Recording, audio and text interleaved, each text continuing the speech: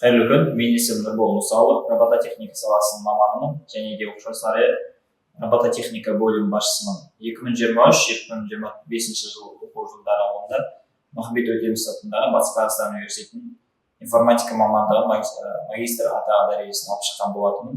Осы барысында мен өз жобамды бастағанмын. Яғни өзімнің жобамның аты Robotic Lab робототехника платформасы. Бұл платформада біздер әртүрлі курстарды түсірген болатынбыз. Осы курс арқылы біз ауыл-аудан шалғай мектеп оқушыларына әртүрлі курстар арқылы осы робототехника және жасанды интеллект саласы бойынша білім алуға мүмкіндік жасадық. Яғни қазіргі таңда біздер Coursera платформасындағы генеративті жасанды интеллект курс арқылы мен көптеген жасанды интеллект бойынша мағлұматтарды алған болатынмын және де өзімнің жобамның барысында осы мағлұматтарды қолданып қазіргі таңда үлкен елімізге арналған Robotic Lab платформасын қазақ тілінде оқытатын платформаны енгізген болатынбыз. Осы платформа аясында бізде қазіргі таңда оқушылар барлық деңгейде білім алуда, яғни бастауыш сыныптан жоғары сынып оқушылар аралығында.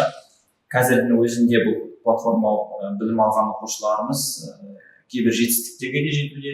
Ең атап өтетін жетістіктердің бірі ол осы оқушылар Америка құрама штаттарында маусым айында оқушыларымыз чемпионатқа барып келіп екінші орын алған болатын және де осы оқу жылындағы тамыз айында Қытай Республикасы мемлекетінде робототехника және жасанды интеллект олимпиадасында біздің оқушыларымыз үшінші орын алып, осы курстың белгілі бір өзінің білімдерін ақтап келген болатын.